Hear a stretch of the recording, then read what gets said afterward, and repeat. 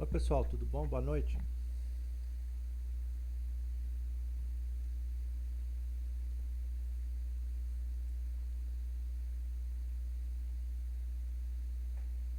Muito bem, são 7h07, começar a nossa aula. É, lembrando que eu estou gravando, né? E nós vamos continuar de onde paramos na última aula, onde nós é, vimos ali os conceitos iniciais dos modelos, né, de linha de transmissão, em especial, né, a, o modelo de linha curta, né, que a gente faz a parâmetros concentrados, e também, né, o quadripolo com essas duas equações aqui matriciais, né, para poder representar uma linha.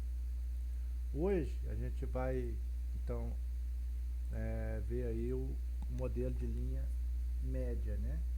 Antes de eu apresentar o modelo de linha média, alguém tem alguma dúvida sobre a aula passada, né? Aquela parte final lá das análises, né? De cálculo dos parâmetros, cabos múltiplos, os exemplos e o modelo de linha curta. Alguém tem alguma dúvida? Quer fazer alguma pergunta?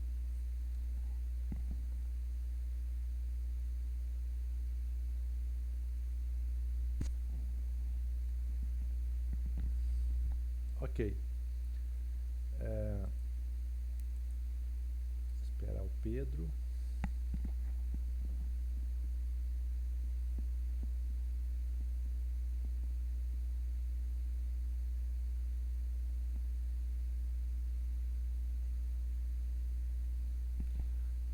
Vocês podem falar aí também, viu? Eu tentei ligar o webcam aqui, deu conflito, é problema de software, depois eu tenho que ver direito. Na aula da manhã funcionou, né? Agora não funcionou não. Ok, Pedro. Em relação à regulação,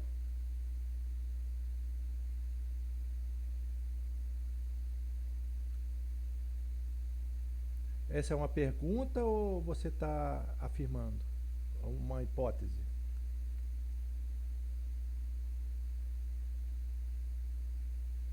Ok.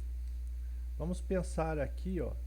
Vai ser até bom porque a regulação, né, ela é calculada para qualquer modelo de linha, seja curta, média ou longa. Vamos pensar nessa equaçãozinha aqui, né? Primeiro, a equação da regulação, ela é dada da seguinte maneira, né? A regulação é igual V a vazio da carga em módulo, né?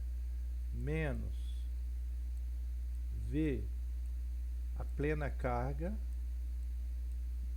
da barra receptora, né, em módulo dividido por V a plena carga da barra receptora em módulo vezes 100, né, para dar o percentual aqui, certo? Então a nossa referência é a tensão na barra de carga, né, na barra receptora a plena carga. Então a gente está pegando um módulo aqui individual. Então, quando o módulo da tensão a vazio for menor do que o módulo da tensão a plena carga, a gente vai ter uma regulação negativa, né? A tensão a vazio, né? Vamos pensar o seguinte: quando, né, a gente tem, por exemplo, nessa figurinha aqui, a gente não tem a carga, né? A gente continua tendo um valor de tensão aqui, que é circuito aberto, mas não tem corrente, né? Isso aqui é igual a zero, certo? Não tem corrente na carga. Então, o que que acontece? Quando não tem corrente, isso aqui é igual a zero, ó, certo? Vamos fazer a primeira equação. A primeira equação nos diz o seguinte: Vs é igual a VR mais B e R. Mas como IR é igual a zero, então VS é igual a ABR, né? Então, a tensão a vazio na barra receptora é igual, né, a tensão na barra emissora dividido pela constante A, né? Então vejam, a gente tem que fazer essa conta aqui, né?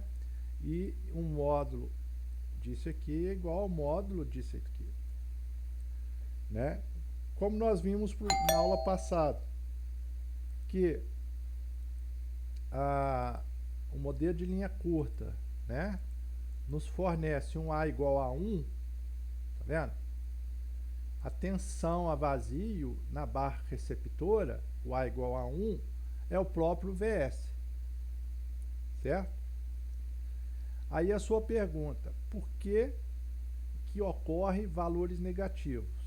Então a gente tem que fazer duas análises. A primeira é a matemática que a gente já fez aqui, né? A tensão, né, na barra receptora a vazio em módulo é menor quando for menor do que a tensão a plena carga. Em que situações, agora eu estou fazendo uma pergunta, em que situações, né, a gente tem, né, uma queda de tensão na barra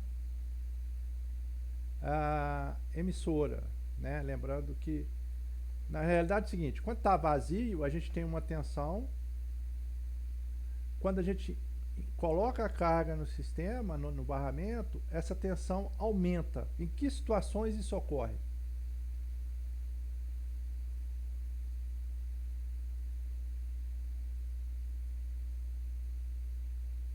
Vocês saberiam responder ou não?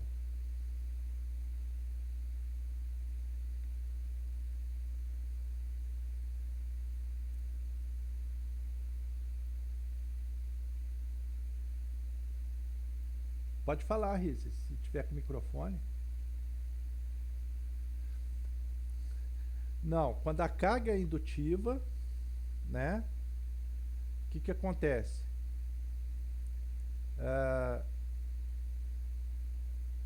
Vamos analisar aqui, ó. Deixa eu apagar esse aqui. Então o sistema está vazio, né? Veja bem, nesse caso aqui, a gente pode ter um VS menor do que VR. Em que situações? Se a carga for indutiva, o efeito indutivo da carga acumula com o efeito indutivo da linha. Então vai haver queda de tensão, né, em módulo, certo? A amplitude da tensão vai cair. Agora, quando a carga for capacitiva, né, pode acontecer do efeito capacitivo da carga, né, a gente vai ter aqui, né, a parte real mais um capacitor aqui na carga. Pode acontecer, né, desse efeito capacitivo ser dominante em relação ao efeito indutivo da linha. Então, o conjunto linha mais carga fica capacitivo. E nesse caso, o que acontece? A gente vai ter potência ativa dissipada aqui, potência ativa dissipada aqui. No entanto, a potência reativa aqui é negativa, né? Então, o gerador vai ter que funcionar como um indutor. Então, ele vai diminuir a tensão na barra emissora e aumentar a tensão na barra receptora pelo efeito capacitivo. É justamente o contrário do que você falou, tá? Ô Pedro, quando você fez o exercício, você chegou a ter alguma regulação com valor negativo? Porque eu tinha pedido na aula passada, né, para que vocês fizessem um exemplo, né, esse exemplo aqui, considerando primeiro a carga, né, com o fator de potência indutivo e depois com o fator de potência capacitivo. Vocês chegaram a fazer, você chegou a fazer e viu essa regulação negativa?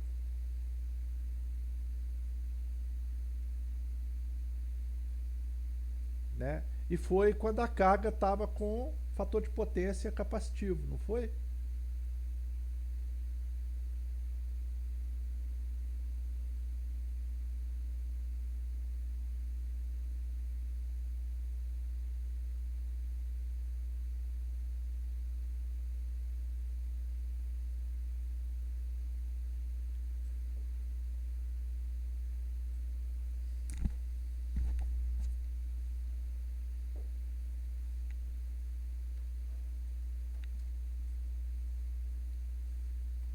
Pessoal, tá claro aí a dúvida do Pedro?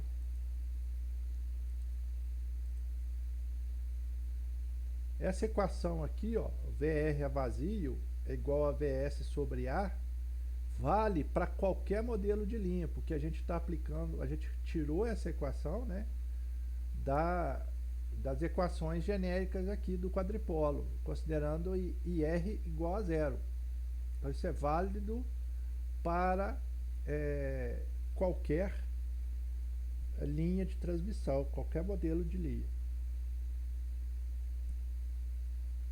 Bom, alguém tem mais alguma dúvida?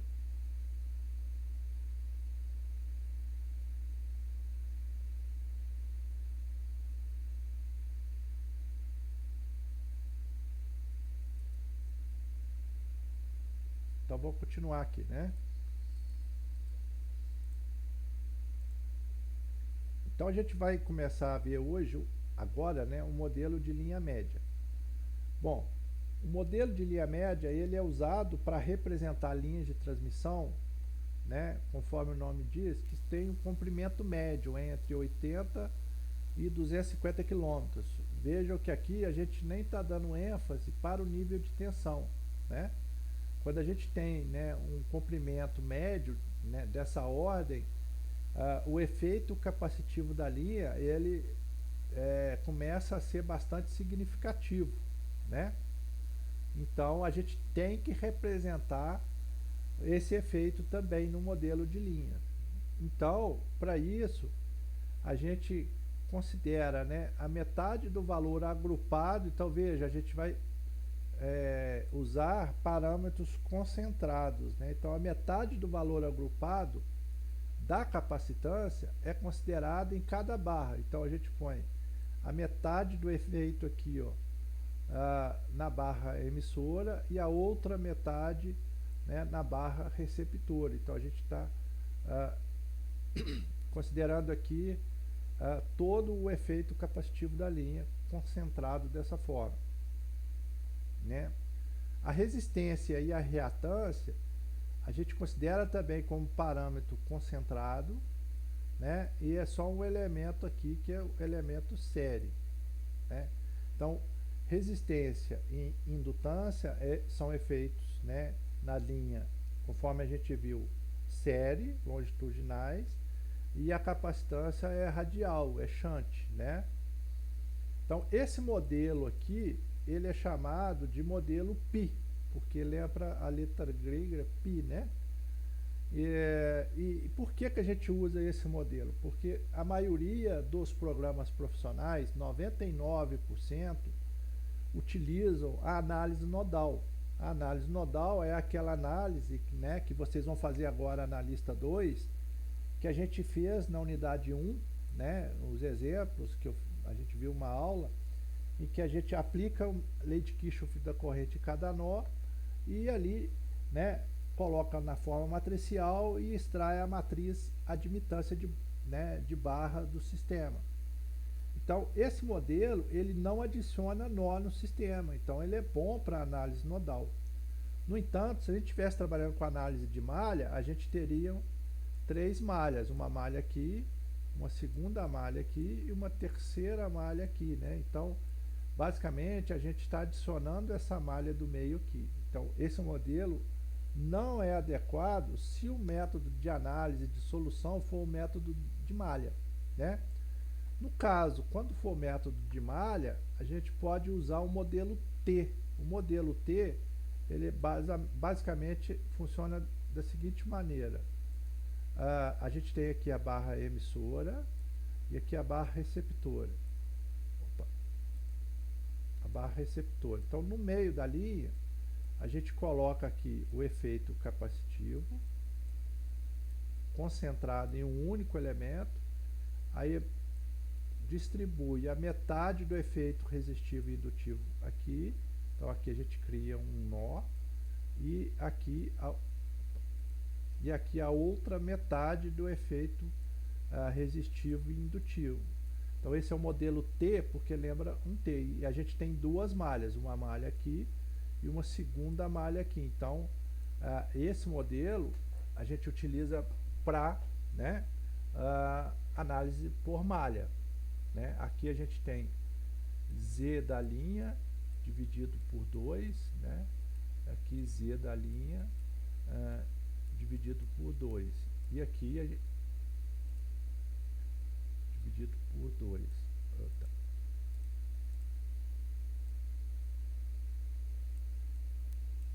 Né? E aqui a gente tem o Y da linha, que é o nosso YC ali. É a admitância capacitiva, né? O efeito capacitivo da linha. Tá? A gente poderia fazer todo o desenvolvimento que a gente vai fazer a seguir usando, né, o modelo T. Mas aí, ao invés de usarmos, né, o método nodal, a gente teria que usar o método de malha. Tá? Mas 99% dos programas usam o método nodal, então é por isso que a gente vai dar ênfase, né, para o método nodal. Tá? Ok, então aqui está o nosso modelinho. Agora a gente tem que fazer a análise do circuito. Então a gente tem aqui, né, a impedância, que é R mais J ômega L. Lembrando que R maiúsculo, né? R maiúsculo, nesse caso aqui, é igual a R minúsculo, que é ohms por metro, vezes L, que é o comprimento da linha, né? Esse L maiúsculo também, né? E o YC, né, é igual a ômega C, né? Então, J ômega C é a admitância capacitiva, né?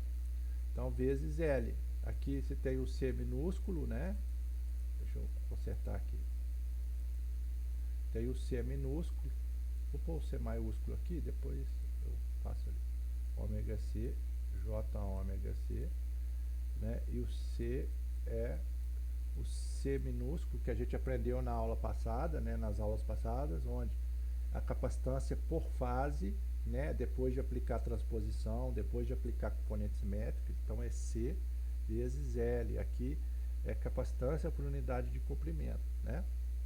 Tá? Então, fazendo a análise do circuito aqui, como que fica? Fica da seguinte maneira. A tensão VS é igual a tensão VR, né? Mais essa queda de tensão aqui, né? Então, aplicando a lei de Kirchhoff das tensões, a gente tem VR mais essa queda de tensão na linha, V da linha, VLT, é igual ao VS. Então, o VR é a variável de nosso interesse, e o VS também. Agora, essa queda de tensão aqui, como é que a gente calcula, né? Vamos calcular em função de quem? Da corrente total que passa aqui. Aqui tem uma corrente I, né, que passa aqui, vezes essa impedância que dá essa queda de tensão. Agora, essa corrente aqui é a soma da corrente da carga, IR, está aqui, né, mais essa corrente aqui, que é justamente YC vezes VR, né? Então, essa corrente é essa admitância vezes a tensão em que essa admitância está submetida. Então, é YC sobre 2 vezes VR, né? Então, colocando o VR em evidência, a gente tem, né, 1 mais Z' YC sobre 2, né, vezes VR, mais Z' vezes IR. Então, a gente tem VS em função de VR e IR, né? A segunda equação, IS, né, é fácil fazer a dedução dela aqui também. IS está aqui, né? Ó, IS está aqui, que é igual a essa corrente I mais essa corrente que veio para cá, fazendo análise, a lei de Kirchhoff dos nós, né, aqui nesse nó, né? Essa corrente que desce aqui, ela é igual ao que? A YCVS, né? Então, aqui está essa corrente aqui, né? Ok? YCVS, certo? I a gente já calculou aqui atrás, ó. Esse I aqui é IR mais YCVR, YC sobre 2VR. Então é IR mais YC sobre 2VR mais YCVS. Então a gente pega esse VS aqui e substitui aqui. Então pega toda essa parte aqui, né, que é igual a VS, e substitui aqui. Ok? Então, quando a gente faz essa substituição, o que nós vamos ter aqui? Nós vamos ter essa parte aqui, né? Vamos primeiro pensar no IR. O IR é 1 mais, né, isso tudo aqui vezes VS, né? Então, substituindo o VS. Então, YC sobre 2 vezes Z' e R. Então, YC sobre 2 Z'. Então, 1 que vem daqui, né? Mais Z' YC sobre 2. Então, substituindo aqui, Z' YC sobre 2 e R. Né? Então, a gente tem aqui todos os coeficientes que estão multiplicando IR. Agora, do lado de cá, VR. VR a gente tem aqui, ó, YC eu estou colocando em evidência, né? Então, colocando YC em evidência, tem aqui e aqui, ó, né? Quando a gente traz essa parcela aqui que multiplica, né? Então, a gente vai ter YC sobre 2, né, mais YC ao quadrado sobre 4, né, VR. Mas colocando o YC em evidência, o que nós vamos ter? 1, né, mais Z' YC sobre 4. Né? Tá? Então, aqui nós temos as duas equações deduzidas a partir da análise nodal aqui, aplicando lei de Kirchhoff das tensões e lei de Kirchhoff das correntes. Né? Pronto, agora com as duas equações, o que a gente faz? A gente representa da forma matricial, né? E aí a gente tem um vetor das entradas, VSS, é igual ao quadripolo vezes o vetor das saídas, VRR. Então aqui a gente tem a constante A, B, C e D, né? Lembrando que eu falei na aula passada que A, né, A e D são adimensionais, e de fato aqui você tem ohms vezes mos, né? Então isso dá adimensional, então está correto. O B é uma impedância, está correto, e o C é uma admitância. Aqui vai dar adimensional, ó, Z vezes Y, né? Mas tem o Y aqui de fora, então isso é uma admitância, né? Para respeitar a análise dimensional. Então esses são as quatro constantes, né, do quadripolo para representar a linha média, tá bom?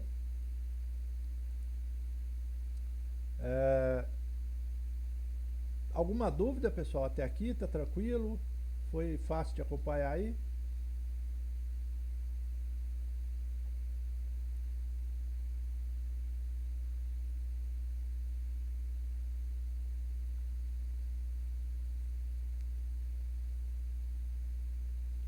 Ok, vamos continuar então. Então vou deixar aqui, né, um exemplo para vocês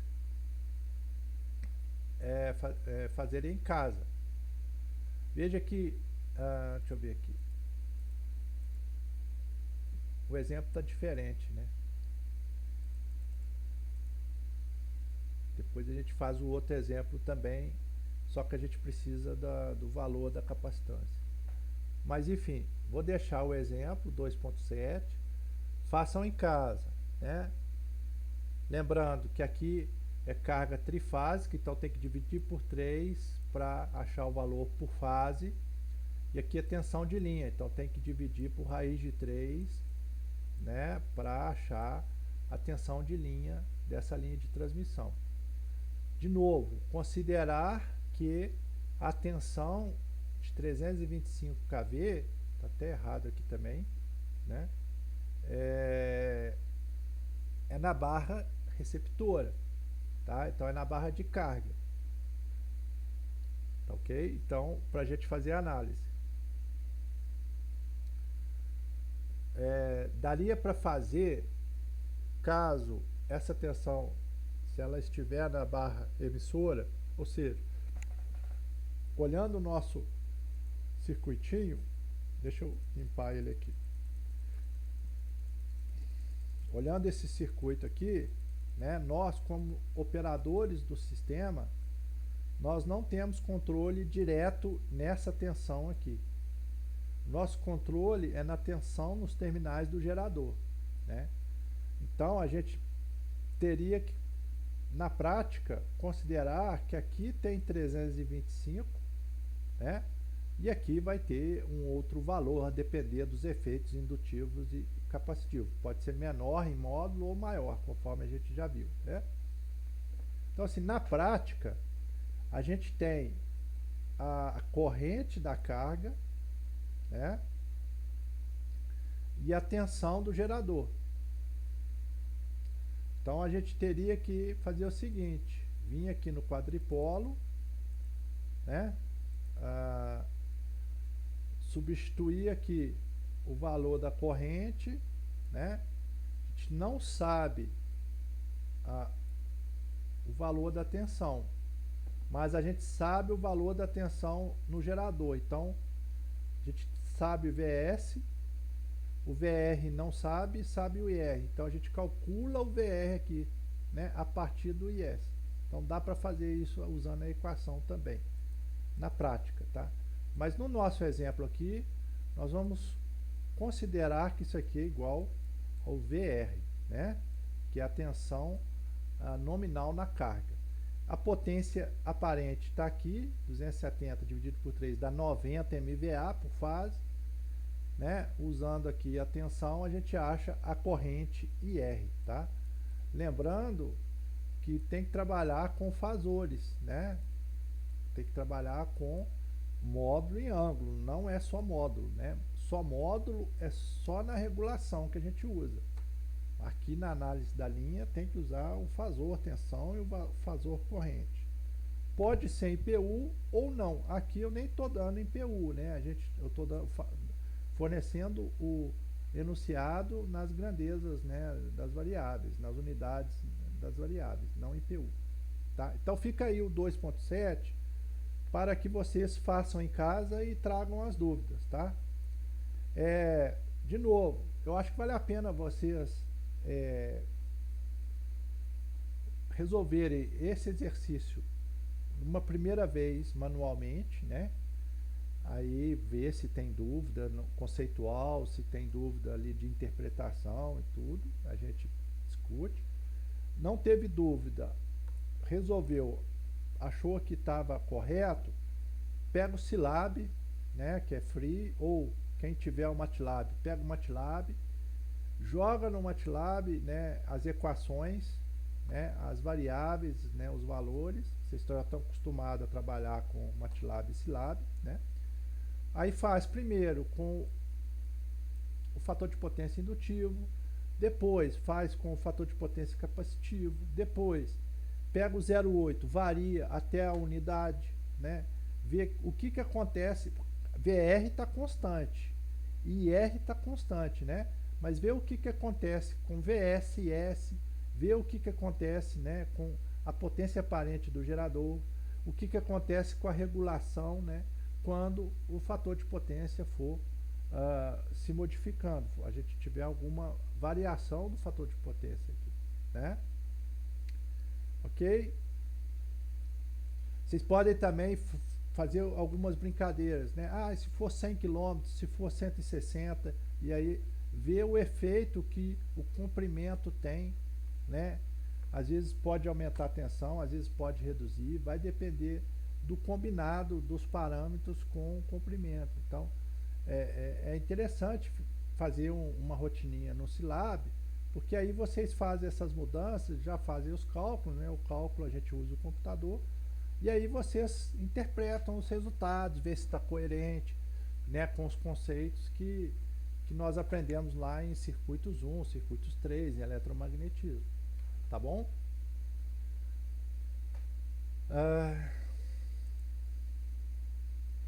Passar então, já que ninguém tem dúvidas, né? Passar agora para a gente ver o modelo de linha longa, tá? Como o nome já diz, são linhas, né, acima de 250 quilômetros, são linhas bem longas, né? E a gente vai ver depois nos exercícios, né, a meia onda, comprimento, o que o comprimento faz, né, dependendo da constante de propagação que a gente vai aprender aqui agora. Então, assim, essa é a maioria das linhas, né, que a gente tem no nosso sistema da rede de alta tensão. É muito raro fazer uma linha de alta tensão com comprimento pequeno.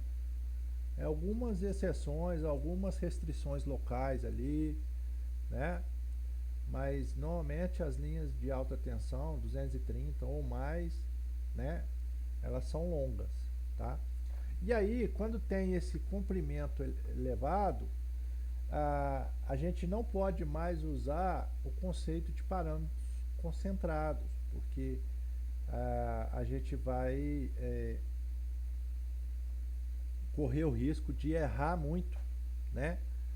E muitas vezes também a gente tem interesse em calcular a tensão não só na barra emissora e na barra receptora da linha, mas no meio da linha. Às vezes, né, a gente tem um sisteminha desse tipo aqui, ó, né? E aí aqui tem uma subestação, vamos supor que é Itutinga, e aqui é São João del Rei, né? Então lá em Itutinga tem um gerador e está chegando aqui na subestação de São João del Rei. Então, se nós só tivermos interesse nessas duas localidades, ótimo, a gente pode fazer o parâmetro concentrado, né? Agora, vamos supor que vindo de Itutinga até São João del Rei, vocês têm alguém, né? Por exemplo, o Gabriel, ele tem um sítio e ele quer alimentar ou quer, né, alimentar uma empresa que ele abre lá no terreno dele. E essa empresa precisa de tensão elevada, né, para ele comprar energia mais barata. Então a gente tem que saber, né, qual é a tensão no meio da linha. Não basta para a gente usar parâmetros concentrados, né? E mesmo quando a gente tem aqui Itutinga e São João del Rei, né, por exemplo, e que a gente conheça a tensão aqui em São João del Rei, se a gente usar parâmetros concentrados, a gente vai ter uma tensão lá na subestação de geradora, né, com valor errado, né, um valor longe do que a gente vai verificar na prática, porque a gente usou parâmetro distribuído. Então, assim, quando tem linha longa, apesar que de Itutinga, São João del Rei não tem 250 km, né, gente? Eu estou falando hipoteticamente, tá? Mas como a gente tem linhas longas, a gente vai ter melhor precisão com parâmetros distribuídos. Então a gente tem que pensar que cada efeito indutivo, cada efeito resistivo ou capacitivo da linha, ele vai tendo um efeito cascata, né, a cada incremento de comprimento que a gente adiciona na linha de transmissão.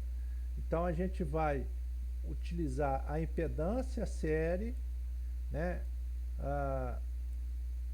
Z, tá? Então aqui é ohms por metro, né? E aqui a gente vai usar a admitância shunt. Isso aqui está errado, isso aqui é shunt. Todo ano eu lembro disso e não conserto. Então a admitância shunt por unidade de comprimento Y, né? Então isso aqui está em ohms por metro, né? E o inverso disso aqui é mos, né? Então aqui a gente tem siemens ou mos, né? Por metro vezes metro, né? Então fazendo o inverso aqui, tá certo? Então quando a gente multiplica os dois, ó, mos vezes ohms, isso dá adimensional, metro menos 1 vezes metro dá adimensional, então tá correto, né? Então, como nós vamos usar parâmetros distribuídos, a gente tem que pensar na linha agora, né, a cada incremento de comprimento ΔX, né?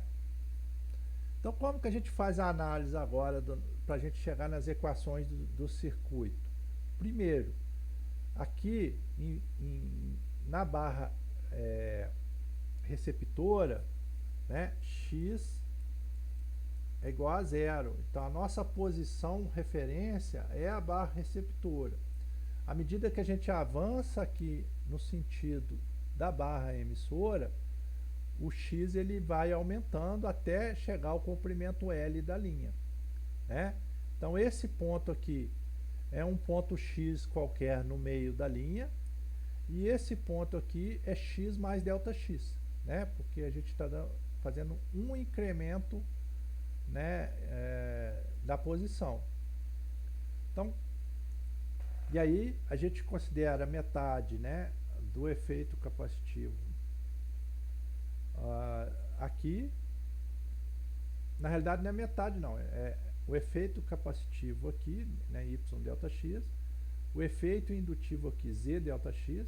Então agora não faz muito sentido falar em modelo T ou modelo π, porque eles se confundem, né? Porque esse ΔX aqui pra gente vai tender a zero, né? Então quando ΔX é igual a zero, a gente pensa que isso aqui é zero e isso aqui é zero, só que não, a gente vai ter aí uma equação diferencial. Então fazendo a análise aqui primeiro, ó, nesse ponto aqui, o que a gente tem? Né? Ou, melhor, fazendo a análise para tensão. Então a tensão aqui, né, é V de X mais ΔX, é a tensão aqui. É igual a tensão aqui, que é o V de X, é o V no ponto X, mais Z ΔX vezes IX. IX é a corrente que está aqui, né? Poderia ser aí a corrente aqui, IX mais ΔX, até poderia, né? Aqui, poderia, não teria problema nenhum. Por que que não? Porque quando a gente substituísse aqui por Z ΔX e X mais ΔX, o ΔX tende a zero, aí fica IX mesmo, né? Então, pegando essa primeira equação aqui que a gente já viu, passando o V para o lado esquerdo da equação e dividindo por ΔX, a gente vai ter V de X mais ΔX menos Vx sobre ΔX é igual a Z e X. Ora, quando a gente faz ΔX tender a zero, isso aqui é a equação da derivada. Então, a derivada da tensão em relação à posição X é igual a Z vezes a corrente no ponto X. Certo? Então essa é a primeira equação diferencial, quando a gente faz a análise da tensão. Fazendo agora a análise da corrente. O I de X mais ΔX é essa corrente aqui, que a gente está chamando de I de X, que é a que chega no ponto IX, né? Mais Y ΔX, essa tensão aqui, V de X mais ΔX. Então, fazendo a mesma coisa, passa o I para o lado esquerdo, divide por esse ΔX aqui, né? faz ΔX tender a zero. Então isso aqui dá o quê? A derivada da corrente. A derivada da corrente em relação à posição x é igual a admitância vezes V de x mais ΔX. Como ΔX tende a zero, né? Isso aqui é zero, então fica só Vx aqui também, certo? Então a gente tem aqui a segunda equação. Bom, então nós temos duas equações diferenciais e duas incógnitas. Quais são as incógnitas? V de x e I de x, né?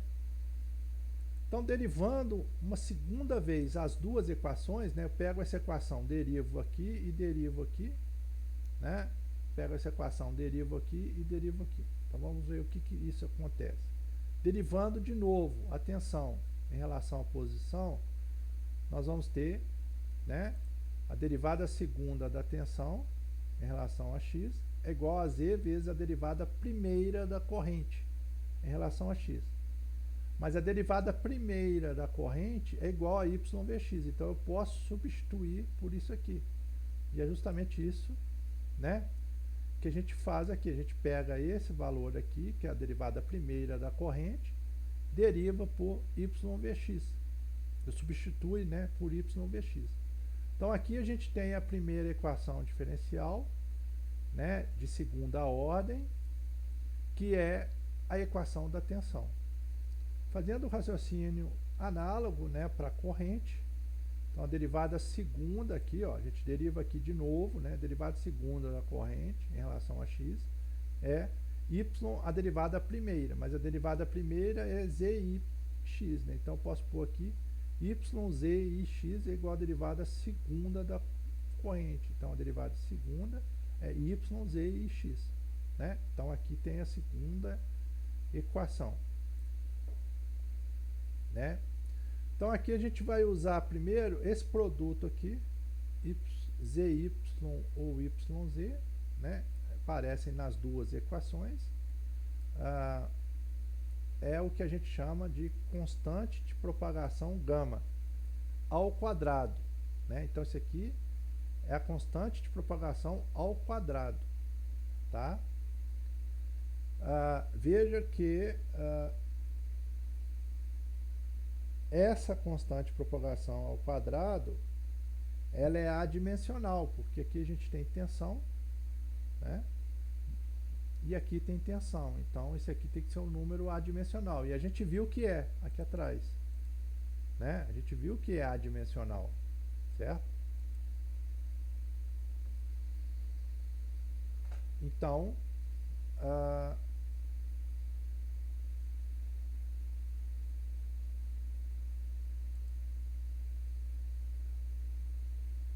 substituindo aqui por gama ao quadrado e aqui por gama ao quadrado, a gente chega na primeira equação, que é essa aqui, né? Que a derivada segunda da tensão em relação à posição é gama ao quadrado Vx.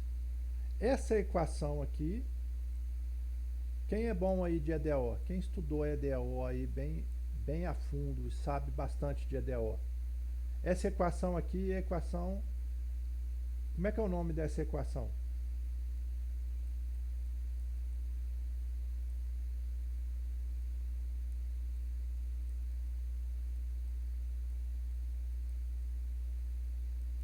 Essa equação aqui é a equação de Laplace, né?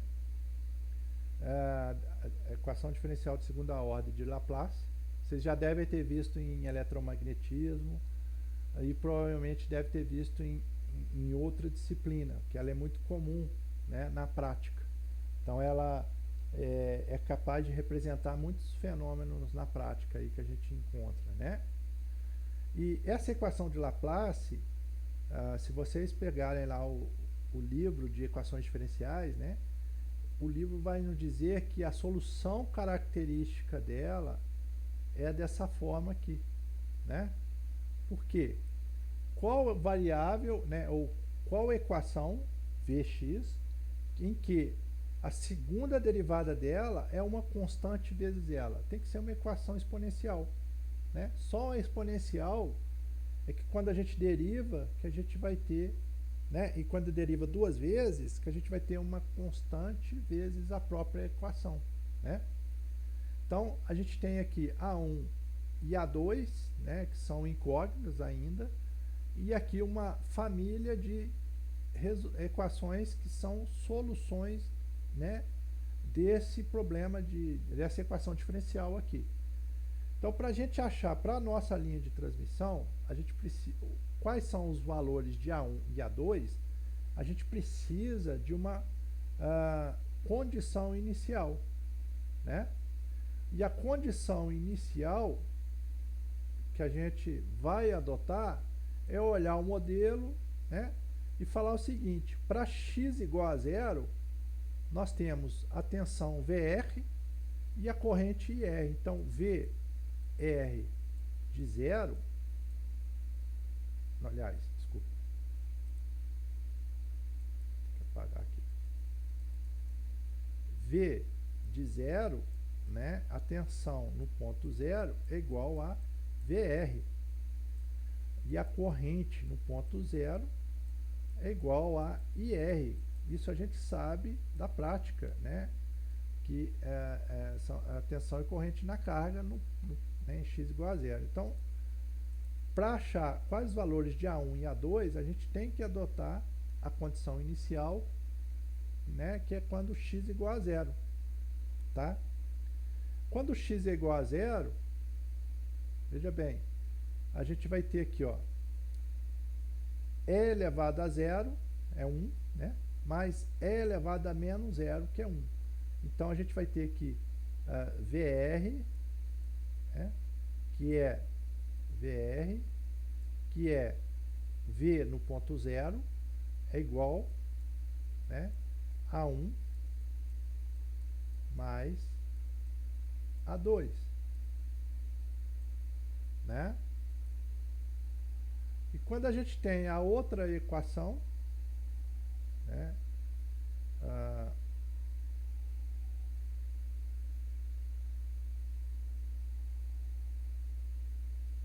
aí a gente tem aqui que VR é igual a 1 mais a 2, certo? Pegando o VR, usando aqui a primeira derivada aqui, ó, né? Essa primeira derivada, a gente agora já sabe qual é a característica de V, né? O V tem essa solução característica aqui. Muito bem, se eu derivar essa solução característica uma vez, né, eu vou ter Z vezes I de x. Né? Então, derivando essa equação característica uma vez, né, tá aqui, ó. Aí, o que a gente tem? 1 sobre Z, esse 1 sobre Z vem de onde? Vem daqui de trás, ó. Z passa para o lado de cá, 1 sobre Z. Né? Então, ix é igual a 1 sobre Z vezes a derivada de V. Pego isso aqui e derivo em relação a V. O que nós vamos ter? Isso aqui vai dar gama, né? Gama A1 é elevado a x. E esse aqui vai dar o quê? Menos gama A2 é elevado a menos gama x. Então, a gente tem aqui gama em evidência, A1 é elevado a gama x, menos, esse menos aqui aparece quando a gente deriva esse segundo termo aqui em relação a x. Né? A2 é elevado a menos gama x. Então, como a gama é raiz, né? Gama é igual a raiz de zy, substituindo aqui, que nós vamos ter a raiz de y sobre z. Né? A raiz de y sobre z é 1 sobre zc, porque aqui a gente tem o que, ó? É ohms, aliás, é moas, né? Vezes metro, dividido por ohms vezes metro. Ohm por metro, né?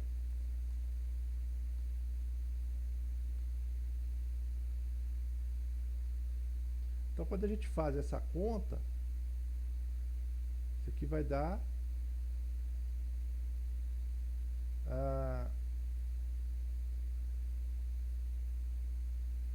quando a gente multiplicou aqui, né? Multiplicou esse por esse, cortou aqui as unidades, né? E ficou adimensional. Quando a gente divide, né? Quando a gente divide, a gente vai ter ômega ao quadrado por metro ao quadrado. Ou, né? Invertendo aqui, z sobre y, né? A gente vai ter ômega ao quadrado. Tira a raiz, fica ômegas, né? E multiplicando pelo comprimento da linha, vai cortar o m também, né?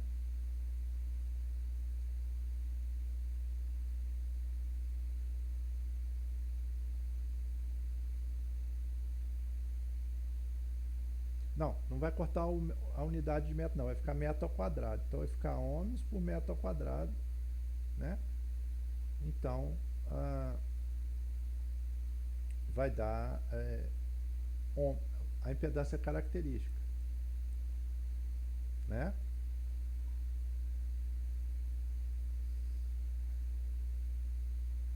Muito bem. Então, a corrente I de x tem essa solução característica aqui. Usando a condição inicial, IR é igual a 1 sobre a impedância característica, né, que aqui está invertido, 1 sobre a impedância característica, né, A1 menos A2, né? Então, o IR é igual a 1 menos A2 sobre a impedância característica. Então, com essas duas equações aqui, a gente acha A1 e acha A2, né? Que são esses valores que aqui estão, tá? E pronto, agora a gente pode pegar esse valor aqui, ó, e substituir aqui, né? E aqui. Então, a gente vai ter o que agora? Em função da condição inicial VR e R, qual vai ser a tensão em qualquer ponto da linha, Vx, e qual vai ser a corrente em qualquer ponto da linha, Ix, né? Eu substituo o A2 também, né? Aqui e aqui.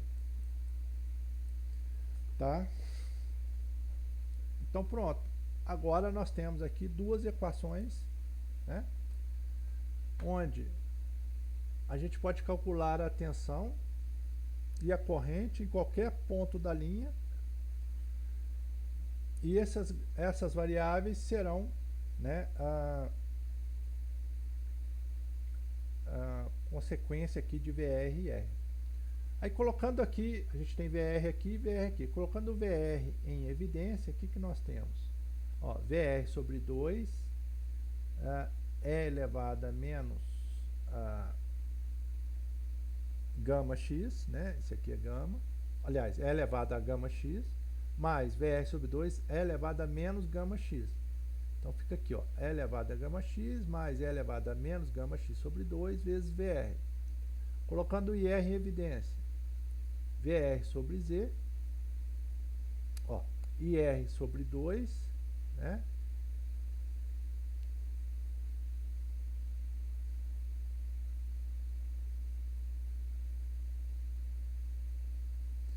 Ó, VR sobre Z sobre 2 menos VR sobre C, ZC sobre 2 elevado a menos gama x, né? Aliás, o VR a gente já fez, né? Eu tô na equação errada aqui.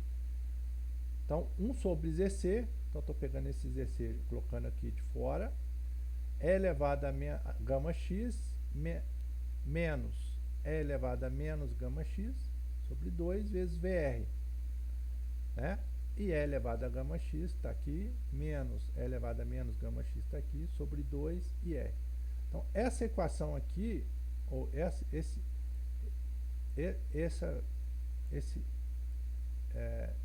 expressão aqui, remete ao... tá errado. essas duas expressões aqui, né, remetem ao cosseno hiperbólico. Cosseno hiperbólico é elevado a θ mais é elevado a menos θ sobre 2. Então aqui a gente tem cosseno hiperbólico de gama x, né? E aqui a gente tem seno hiperbólico de gama x. Né? Então a gente pode pegar essas duas equações e substituir por essas duas aqui. Então a gente tem que Vx é cosseno hiperbólico de gama x vezes VR mais Z característico seno hiperbólico, né, de gama x vezes IR. E x, né, é 1 sobre a impedância característica, seno hiperbólico de gama x, né, VR, mais cosseno hiperbólico, né, de gama x e R. Tá? Então aqui tem as duas equações, né? E aí, a partir dessas duas equações, se a gente substituir o x por L, ou seja, todo o comprimento da linha, né, a gente vai ter a tensão no ponto VS. Então a tensão no ponto VS é cosseno hiperbólico de gama L VR mais Z característico seno hiperbólico de gama L IR. Né? E a corrente S, substituindo aqui o x por L, dá essa expressão aqui. Pegando essas duas equações e colocando aqui na forma matricial, a gente tem o quadripolo aqui, as constantes A, B, C e D, né, para a linha representada pelo modelo de linha longa. Né? E essas constantes dependem de quem? De gama, que é a constante de propagação, L é o comprimento da linha, e ZC, que é a impedância característica da linha. Né? Ambos, né, gama e a impedância característica, são funções dos parâmetros distribuídos, né, de impedância série e admitância shunt. Tá bom?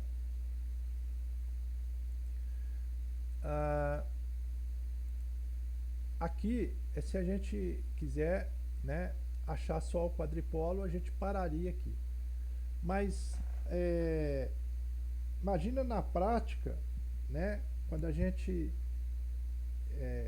tiver que fazer uma análise num sistema brasileiro que tem mais de 5.000 linhas de transmissão, né, como que a gente vai fornecer um modelo, né, para cada linha? Às vezes você trabalhar com 3 modelos, é curta, é longa ou é média. Não faz muito sentido você ter que, além de fornecer os parâmetros, ainda falar qual modelo que você vai usar. E o modelo, ele tem um impacto diferente na matriz de admitância. Então, dessa forma, a gente acha um modelo π equivalente para linha representada pelo modelo de linha longa, né? Esse π equivalente, ele tem o mesmo a mesma base para sua formação no modelo de linha média, impedância série, né, com elementos resistivos e indutivos, e admitâncias shunts com a metade do efeito capacitivo em cada barra do sistema, né, conforme a gente viu ali para a linha média. Então aqui, né, esse linha aqui significa o elemento equivalente, né? E isso é interessante a gente fazer porque nós estamos interessados só nos dois nós, VS e VR. Se eu tiver interesse num ponto diferente, aí eu tenho que voltar nessas duas equações aqui. Substituir o x no ponto e achar a tensão e a corrente nesses dois pontos aí que são diferentes de zero, ou nesse ponto, né, que é diferente de zero e diferente de L. Enfim, aqui a gente já sabe, né, que o VS é dado por essa expressão, olhando lá o modelo de linha média, e o IS é dado por essa expressão, né, olhando lá também o modelo de linha média. Com diferença é que lá a gente usa o Z da linha e o YC da linha. Aqui não, a gente usa um Z equivalente. Ele tem um efeito, mas não é o Z concentrado. Ele é um pouquinho diferente do Z concentrado, né? Esse Z' é a impedância característica vezes o seno hiperbólico de gama L, né? Enquanto aqui no modelo de linha longa o Z é dado por essa expressão, no modelo de linha média o Z, né, é dado por R mais J ômega L, né, vezes o comprimento L da linha, né? A gente concentra dessa forma.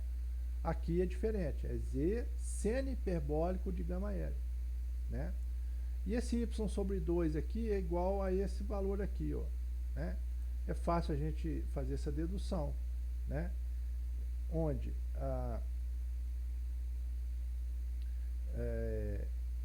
y sobre 2, né,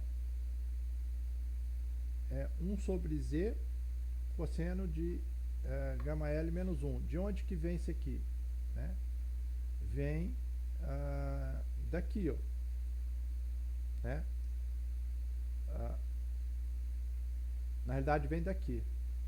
Né? Que esse cara aqui, né,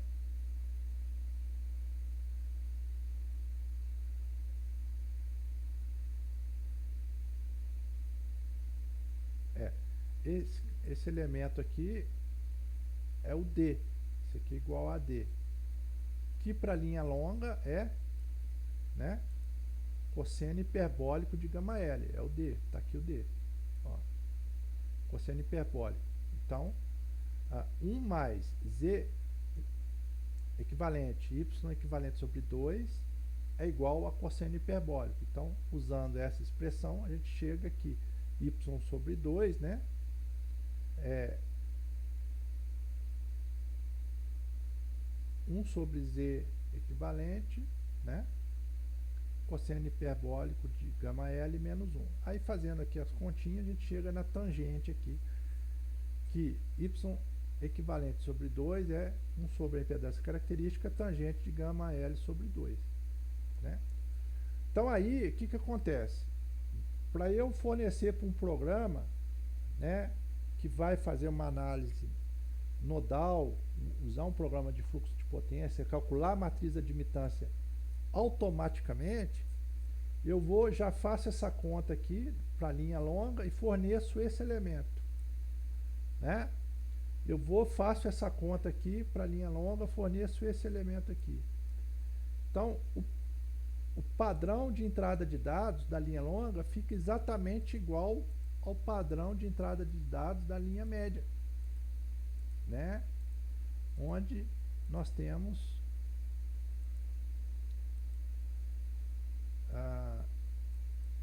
o modelo π. O modelo π, a gente tem o z aqui que é calculado a parâmetro concentrado e o yc sobre 2 parâmetro concentrado, metade do efeito capacitivo, que vai ter o mesmo entrada de dados da linha curta. Aqui a gente tem o z, parâmetro concentrado, yc sobre 2 é igual a zero, né? Admitância nula, é circuito aberto, né? Impedância infinita. Então, para os três modelos, a gente tem essa mesma entrada de dados. Então, a gente não está preocupado mais se é linha média, se é linha longa ou se é linha curta. A gente quer os três parâmetros do modelo π. E aí, para a gente poder fazer análise, né, naturalmente, tá? Então, eu vou ficar preocupado se é linha longa ou se é linha média ou curta, no momento de fornecer esses dois valores aqui, na realidade é R, XC, XL, R, XL e XC. Na hora de fornecer esses três valores é que eu tenho que saber qual é a característica da linha, para eu poder calcular corretamente ali cada um desses valores. Tá? Aí eu vou deixar aqui o exemplo 2.8, né? A primeira coisa é fazer o cálculo ABCD. Então, é para começar a acostumar a trabalhar com gama, a trabalhar com Z característico, a trabalhar com os cossenos, o cosseno e o seno hiperbólico. Né? Então, o primeiro exemplo aqui é achar apenas as constantes ABCD, tá? Vou deixar para vocês fazerem em casa. Voltando aqui nas expressões, né?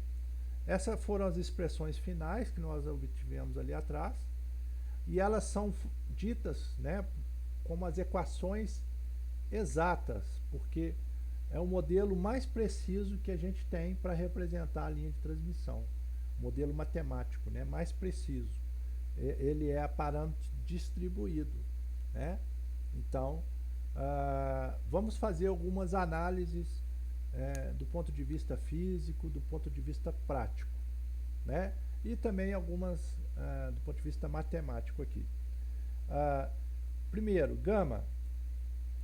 Gama é raiz de y vezes z. Y, né? Y é j ômega c.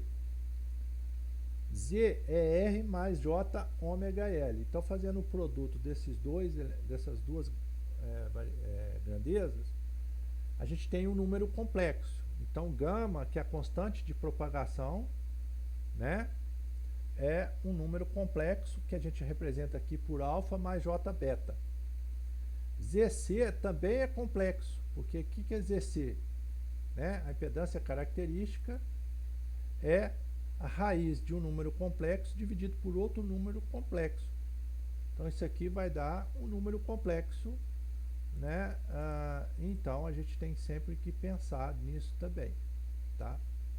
Então, quando a gente substitui aqui na equação, né, o gama por alfa mais j beta, então venho aqui, substituo isso aqui por alfa mais j beta. A soma, né, na potência eu posso repetir a base e multiplicar aqui, né, as expressões. Então, E elevado a alfa x vezes E elevado a j beta x, né? Do lado de cá que tem o negativo, menos alfa x menos j beta x. Então, vejam bem que aqui, isso aqui, né, é um número real, né? Esse aqui é um número, esses 4 elementos aqui são números reais, né?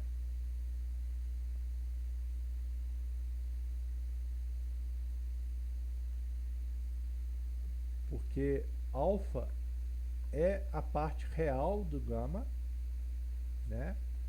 E esses 4 elementos aqui são números complexos. Então, a identidade de Euler, E elevado a j beta é cosseno de beta mais j beta, j seno de beta, né? Isso sempre vai dar módulo 1. Então, o que a gente pode concluir? À medida que x aumenta ou diminui, né, variando o x aqui, então a gente está variando alfa x e beta x. À medida que x varia, alfa E elevado a alfa x e E elevado a menos alfa x alteram o módulo de v de x e de i de x. Então, está alterando só o módulo. Então, como o alfa, né, multiplicado pelo x altera só o módulo, a gente chama o alfa de constante de amplitude, né? Certo? Da mesma maneira, como o j beta x, quando o x varia, né, e menos j beta x, quando o x varia, a gente só está mudando o ângulo da tensão e da corrente. Então, o beta a gente chama de constante de fase, né? Então, alfa é constante de amplitude, né, que pode amplificar ou atenuar, né, a tensão e a corrente, e beta é constante de fase, porque pode atrasar ou adiantar a tensão e a corrente, né? Então, aqui, esse é o primeiro análise que a gente faz aqui, né? Eu estou fazendo em cima da equação 1, né? Agora, Quando se aumenta a distância a partir da barra receptora, então eu estou aqui do lado da barra receptora, x igual a zero. À medida que eu me aproximo da barra emissora, né? Então, à medida que, olhando aqui agora a primeira equação, ó, olhando essa equação 1 aqui, né? Quando x é igual a zero, né? Isso aqui é igual a 1, né? Então, o primeiro termo da equação é esse aqui. O primeiro termo da equação 1. Quando x é igual a zero, isso é igual a 1. Quando x aumenta, esse aqui vai aumentando, porque esse aqui dá maior que 1, aumenta aqui o módulo. Então, ele aumenta o módulo da tensão, né? Quando o x vai de zero e esse termo aqui, ele vai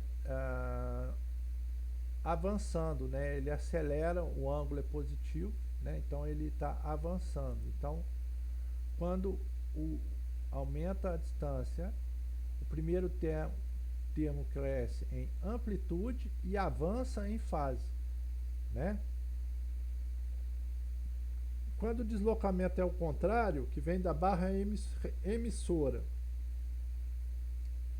e vai em direção à barra receptora, a gente tem o comportamento contrário. Vai ter um decréscimo da amplitude e um atraso em fase. Então veja bem, a gente está na barra emissora, emite um sinal de tensão, né? Esse sinal ele vai perdendo amplitude, ele vai atenuando e ficando mais lento, ele vai atrasando. Então isso tem o comportamento de uma onda viajante, né? Então é um comportamento característico de ondas viajantes. Então a gente pode pensar que, concluir que esse primeiro termo aqui, ele, à medida que x decresce, né, vai da barra emissora até zero, ele diminui em módulo e atrasa. Então isso aqui é tensão incidente, né? Esse aqui tem um comportamento contrário, né? Quando o x vai decrescendo, a amplitude aumenta e a fase avança. Então isso aqui é tensão refletida, né? A gente pode falar que o primeiro termo é chamado tensão incidente e o segundo termo, né, por ter um comportamento oposto, é tensão refletida, né? Então aqui na barra emissora a gente emite um sinal de tensão e esse sinal vai na barra receptora e retorna esse sinal aqui com refletido, né? Tá? E aí, usando o princípio da superposição, né, somando as duas, a gente tem a tensão em qualquer ponto, né, da linha. Tá? Essa é a primeira análise aqui. A segunda análise. A gente pode fazer a mesma análise para corrente. Tem corrente incidente e corrente refletida, né? A equação 2, né, essa equação 2 aqui, também acontece o mesmo efeito de incidência e reflexão, né?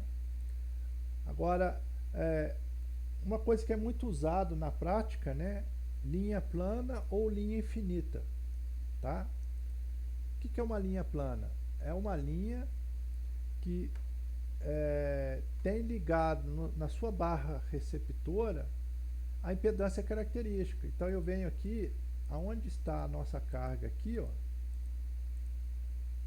né? Aqui o Z da carga, se ele for igual à impedância característica da linha, né, a gente tem uma linha plana. Por quê? Vamos analisar aqui. Então, quando a carga está pendurada lá na linha e essa carga tem a impedância, então VR, né, é igual a ZC vezes IR. Então, esse aqui é o Z da carga. Então, como VR é ZC vezes IR, ao substituir aqui, ó, VR é ZC vezes IR, então aqui vai dar 2, né, ZC e IR, né, e aqui vai dar 0. VR é igual a ZC e IR, substituo aqui, vai dar 0. Então não vai ter tensão refletida, só vai ter tensão incidente, Então, é o que a gente usa em telecomunicações, é só um sinal emitido, né? E aí o pessoal fala muito, né? É casamento de impedância. Você tem que fazer o casamento de impedância, ou seja, fazer que a impedância que está no final da linha seja igual à impedância característica da linha. Aí você vai ter tensão incidente e não tem reflexão, então você não vai ter ruído, né? Você consegue emitir o sinal de tensão e com esse sinal de tensão lá sem reflexão, você tem aqui, né, a leitura correta do sinal que está sendo enviado, né? Então, não haverá ondas refletidas de tensão e corrente na linha plana. E isso é usado em linhas de telecomunicações, né? Em CEP, em sistemas elétricos, a gente não está preocupado com a impedância característica lá na barra emissora, não. A gente está preocupado com a carga que está lá, é o cliente que está lá consumindo, né? Mas se a gente estiver preocupado com comunicação, se a gente quiser usar uma linha de transmissão, né, para enviar um sinal de uma subestação para outra, né, vamos dizer assim, a gente pode colocar uma frequência diferente, né, e fazer o casamento de impedância, né, lá na subestação para receber esse sinal, né, e aí a gente vai ter aí a comunicação. Valores típicos encontrados na prática da impedância característica. Circuito simples, 400 ohms, né? E, em geral, o ângulo negativo, de 0 a menos 15. Então, vejam que impedância com ângulo negativo, qual é o efeito predominante aqui? Capacitivo ou indutivo?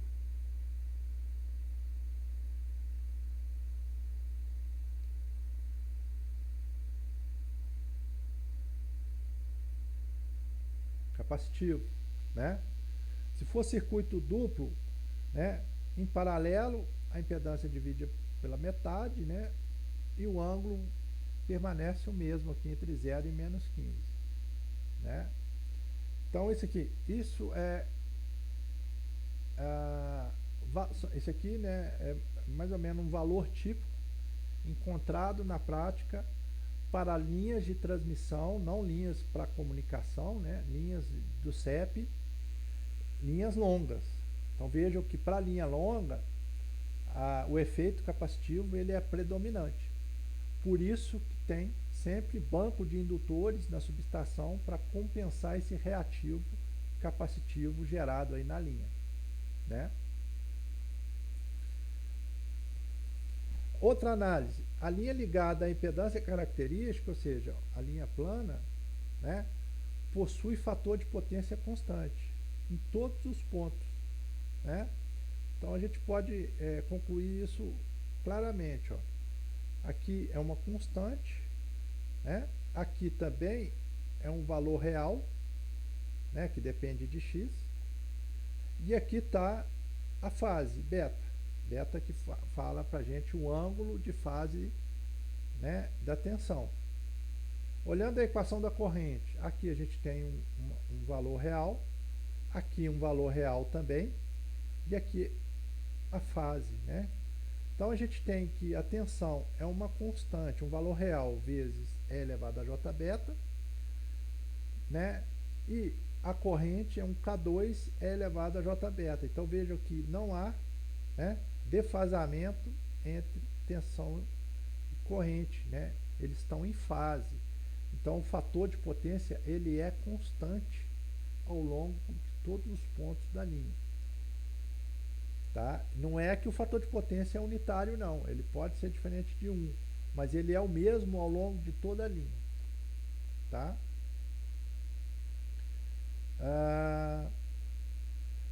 Linhas sem perdas. Quando a gente já considerou a condutância nula, né? Quando a gente despreza o efeito resistivo, a impedância característica é Z sobre Y. Mas Z é o que? J ômega L. Y, J ômega C. Então, corta o J com J ômega, né, a gente tem aqui que um valor real, né? Então Z vai ser uma resistência pura, né, quando R e G são nulos, e essa resistência pura a gente chama de impedância de surto, tá? Essa impedância de surto, ela é interessante para quando a gente tiver que fazer análise de descargas atmosféricas na linha. Por quê? As descargas atmosféricas, em geral, né, são em altas frequências, tem frequências variadas, mas em altas frequências, lá na casa dos megahertz, né? Então, quando tem R mais J ômega L, ômega lá em megahertz, então o R fica muito menor, mas muito menor do que o L, então a gente pode desprezar o R, né? E o G também fica muito menor do que o ômega C. E aí, quando a frequência é muito alta, essa impedância de surto, ela é utilizada para fazer análise de desempenho da linha, para ver como que, ao ter uma incidência de corrente numa linha de transmissão, como que a tensão vai se propagar ao longo dessa linha até chegar nas torres. Então, para isso se usa a impedância de surto, né?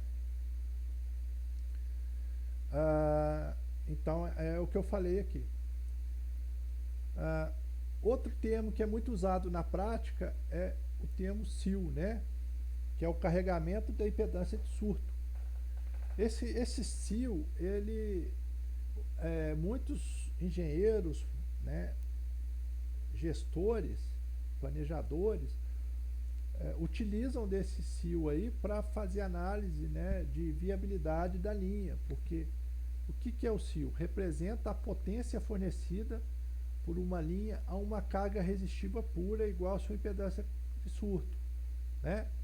E essa potência, ela serve de base para definir, né, essa potência aqui, ó, para definir a capacidade de transmissão de uma linha de transmissão, né? Porque a máxima transferência que a gente tem, né? Vocês lembram do problema de máxima transferência de potência lá em circuitos 1, em que a carga tem que ser igual à impedância da linha para ter a máxima transferência. Lembra disso? Então a máxima transferência acontece quando a carga alimentada, né, ela é resistiva e igual à impedância de surto da linha, né? E aí a gente pode pensar, não, a máxima potência ativa que eu consigo transferir aqui é esse aqui, né? É esse valor, né? Mais do que isso, eu vou ter perdas, né? Posso até transferir mais, né? Mas é o ponto ótimo, né? Mas eu vou ter perdas, né? Então, quanto mais perto desse valor aqui, né, menos perdas a gente tem na linha, né? Perda de potência ativa, né? Então veja, o SIL como é uma impedância de surto, é uma impedância pura, né? Resistência pura, quer dizer, aqui, né, V e L estão em fase. Então por isso que eu posso multiplicar aqui o módulo. Eles estão em fase. Porque V vezes I conjugado, né, vai cortar os ângulos quando eles têm o mesmo valor com sinal contrário por causa do conjugado. Então o SIL é a potência trifásica da linha, raiz de 3 VLL. Em módulo para ter em watts, né? Porque a gente tem ali tensão e corrente em fase. A corrente de linha é a tensão, a tensão de fase sobre a carga, pensando num elemento em estrela, né? Então a corrente de linha é dada dessa forma. Substituindo aqui, ó, essa expressão aqui, o que a gente tem? VL vezes VL, módulo, né, de VL ao quadrado, raiz de 3 corta com raiz de 3 e dividido por raiz de LC. Então com a tensão a tensão de operação da linha de transmissão em módulo ao quadrado, tensão de linha. Com o parâmetro indutância e o parâmetro capacitância, a gente tem uma ideia, né, de qual é o valor de potência ativa que essa linha deve trabalhar para minimizar as perdas na rede, né? Porque máxima transferência de potência é quando a gente consegue transferir, ter maior eficiência na transferência. Tá certo? Vou deixar o Gabriel falar ali. Pode falar, Gabriel.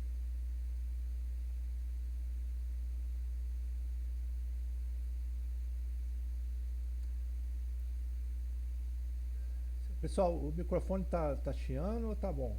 Tá normal?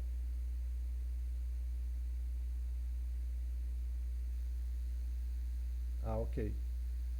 Hoje na gravação da manhã ficou chiando, não sei o que aconteceu.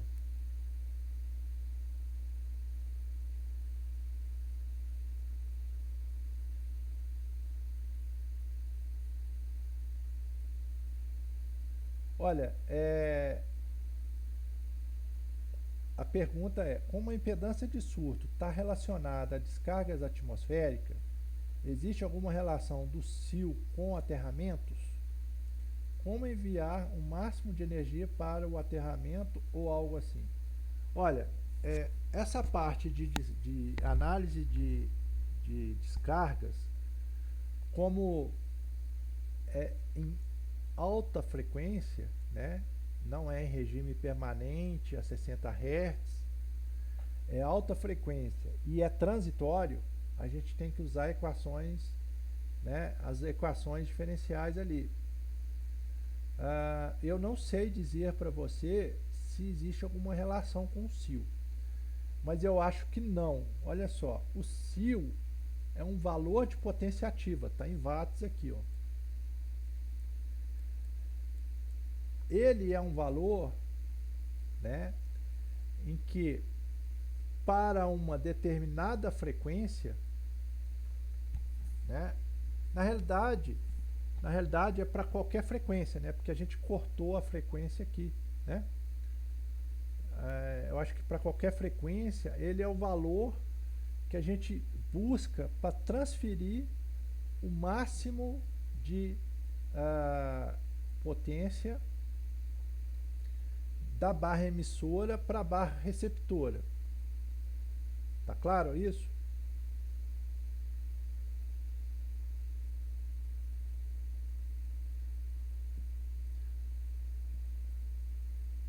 Então vamos agora fazer a segunda análise.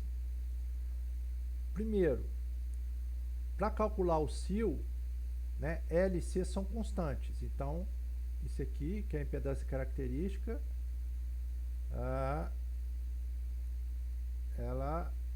impedância característica, né, impedância de surto é constante.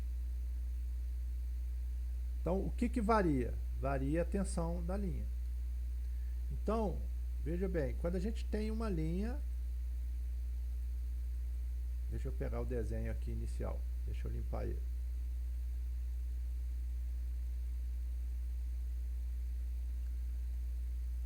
Então, quando a gente tem aqui uma impedância, que é a impedância de surto, raiz de L sobre C, né?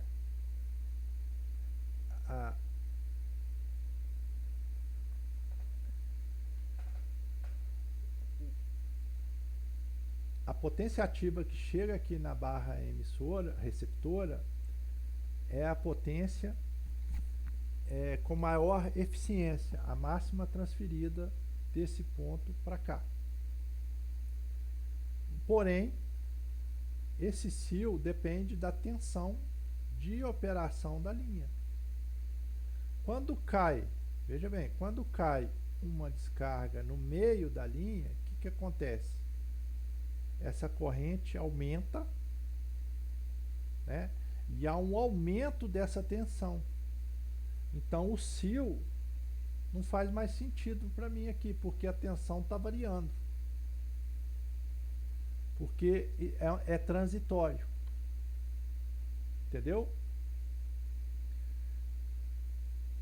Eu não sei te responder se tem relação de, de qual o aterramento que você vai ter que fazer aqui, né? Aí vai depender da frente de onda de corrente que vai ser da atmosfera aqui, né? Vai depender da frequência, porque o aterramento, não, da frequência até que não vai, né? Mas o aterramento aqui, ele é tal, quer dizer, se você já tem uma carga aqui que é igual à impedância de surto, né? Eu não sei como que, eu não tenho conhecimento prático e acadêmico porque eu não trabalhei nessa área, eu tenho que estudar, mas provavelmente o Marco Aurélio e o Rodolfo eles têm, eles trabalham nessa área. Qual é a relação do sil com a impedância de surto, né? Então,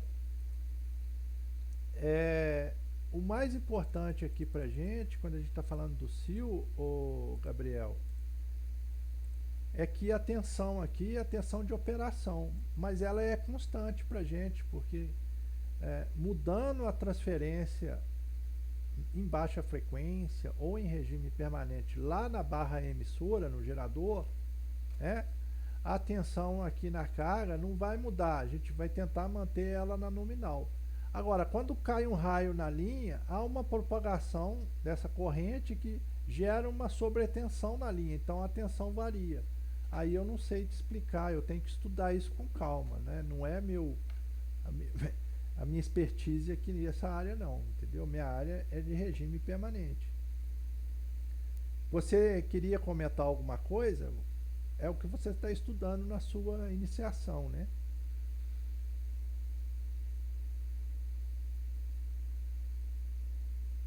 Eu vou perguntar ao Marco Aurélio sobre isso, tá bom? Não, foi mais uma curiosidade que surgiu aqui na hora. Aí eu meio que relacionei as duas, não sabia se tinha muito a ver. Mas como essa tensão varia, eu acho que fica precário aí essa consideração de sil aí.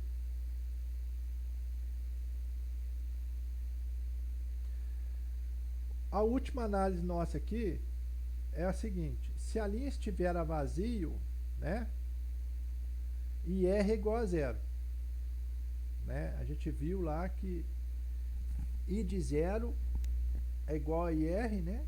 E se ela tiver vazio, não tem carga, circuito aberto, então o I de zero é igual a zero. No entanto, I de x será diferente de zero, né? Então, a gente tem que pensar o seguinte: quando a linha estiver a vazio, né? Aqui não tem corrente. Não tem corrente. E R igual a zero. Mas existem correntes de fuga aqui ao longo da linha, já que nós estamos com parâmetros distribuídos. Então, a corrente S não é zero, né? A corrente IS não é zero, tá? E em todos os pontos aqui da linha, né, a gente vai ter uma corrente diferente de zero. Mesmo no inicinho aqui tem uma corrente bem pequenininha de fuga, mas tem. Isso é válido também para a linha média. Quando a gente pensa na linha média, se tiver vazio, né, se R for igual a zero, vai ter corrente aqui e vai ter corrente aqui. Então, o IS também não é zero, né? Só que aqui é só o IS, né? Aqui vai ter uma corrente, né? Aqui vai ter uma corrente e aqui vai ter outra. Então, assim, e é justamente esse efeito aqui, esse efeito dessas fugas, é que os operadores às vezes deixam uma linha de transmissão longa, né, com efeito capacitivo predominante, igual a gente viu ali, a impedância característica da linha, né? Para quê? para que essa corrente de fuga gere potência reativa.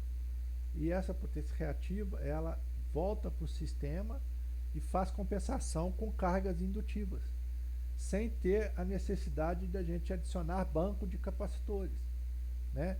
A gente pensa em banco de capacitores em cargas industriais, cargas locais, né? Quando a gente pensa em sistemas de transmissão, né, é muito raro ter banco de capacitores. Apesar que algumas linhas de 500 kb de Furnas, e a gente tem até uma dissertação de mestrado que trata sobre isso, né, tem um banco de capacitores, porque a linha hora ela está efeito capacitivo, e aí tem um banco de indutores lá para compensar. Ora ela está com uma carga indutiva muito pesada e aí tem que fazer compensação de reativo capacitivo. A linha só não é suficiente para fazer a compensação do reativo indutivo das cargas, né? Então é a última análise aqui que eu faço, né, hoje, tá? Vou deixar aqui o exemplo. Estou pedindo dois exemplos, né? Repetir aqui o exemplo 2.7, vocês vão fazer para a linha média e vão fazer para a linha longa e comparar os resultados, né? Faz primeiro, né, de acordo com o enunciado, e aquelas análises adicionais que eu tinha sugerido para que vocês possam fazer aí umas brincadeiras para aprender melhor, já se acostumarem com os valores que aparecem, né? As grandezas que a gente vai tratar. Façam sempre a comparação do resultado que foi obtido usando as equações exatas e os que foram obtidos com a linha, o modelo de linha média, né? E o modelo de linha curta, porque a gente pode usar só RL e desprezar a capacitância e ver o erro, né, que o modelo de linha curta e o modelo de linha média provocam, né, nos resultados, tá? Então aqui eu fecho a segunda unidade, tá bom? Eu vou disponibilizar a segunda lista de exercício, o primeiro estudo de caso, tá? Para que vocês possam nas próximas 4 semanas, né, fazer essas duas avaliações. Na terça-feira que vem eu vou apresentar, né, a unidade 3, que a gente vai falar sobre transformadores. Tá? Já vou postar também a unidade 3 lá no portal didático. Vocês podem baixar amanhã e fazer uma leitura para terça-feira, para eu apresentar aqui e vocês já terem uma ideia melhor do assunto. Lembrando que quinta-feira estarei aqui disponível para tirar dúvida, tá bom? Alguém tem mais alguma pergunta, alguma dúvida, algum questionamento para fazer em relação ao que a gente viu até agora?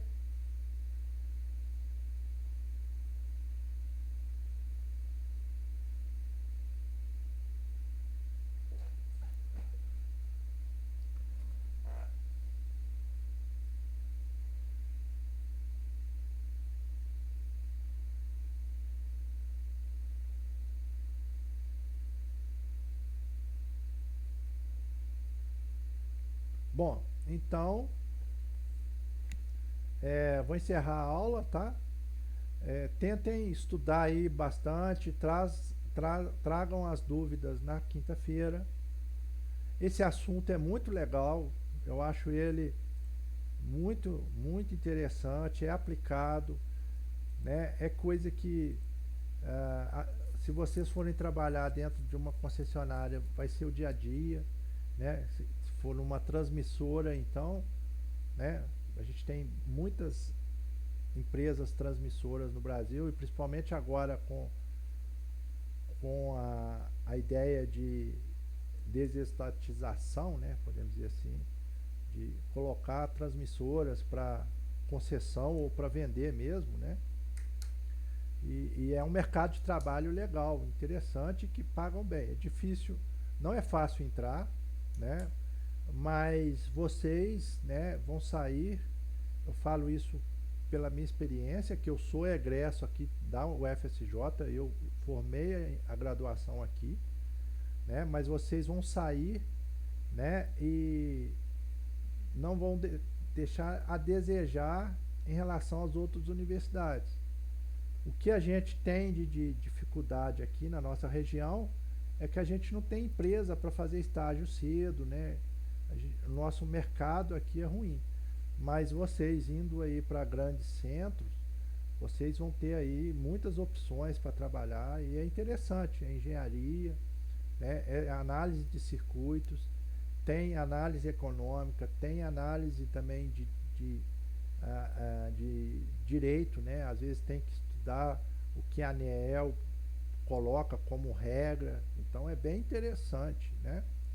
E tem aí o pessoal que trabalha na parte de proteção, desempenho de linhas também, né? Que é um mercado legal. Mas vocês podem perceber que tem muito conceito, né? Tem muita coisinha ali. E eu estou falando aqui nesse material de maneira resumida. Então eu aconselho a vocês a pegar o livro, aproveitar que está na memória, dar uma lida lá no livro, né, de eletromagnetismo, de PDE do Stevenson, que tem mais informações. Isso tudo que eu falei de uma maneira mais, né, detalhada, às vezes até com exemplos. Então, não fiquem presos só à transparência. Busquem livro, busquem na internet, tem muita informação e é muito legal. É um assunto interessante, pelo menos eu gosto, né? Circuitos, análise de circuitos. Então, assim, o que a gente está buscando aqui em PDE é aprender a olhar o sistema prático, um CEP, transformar ele num circuitinho elétrico para que a gente possa fazer análise do circuito elétrico. Então, aqueles circuitos elétricos que vocês aprenderam na disciplina, né, de circuitos 1, pode ser tanto um circuito de CEP quanto um circuito eletrônico, né? E aí a gente tem que saber, né, quando for de CEP, essas considerações que eu estou apresentando, elas fazem sentido do ponto de vista do resultado esperado pelos modelos que a gente está adotando com o resultado verificado. E quando for um circuito eletrônico, aí tem outras análises, né, que o pessoal da eletrônica passam para vocês, que também fazem sentido o modelo, né, matemático com os resultados, né, o resultado fornecido pelo modelo matemático, né, com o resultado verificado na prática, tá? Então eu vou encerrar aqui a aula, já que ninguém tem dúvida. Então aproveita aí que eu ainda não passei, né, o material para as avaliações, eu vou passar, e estudem a unidade 2, né, e tragam as dúvidas, tá? O Raul está querendo perguntar alguma coisa ali, eu vou esperar um minutinho. Ok, então. Boa noite, então. Até quinta-feira, então, pessoal.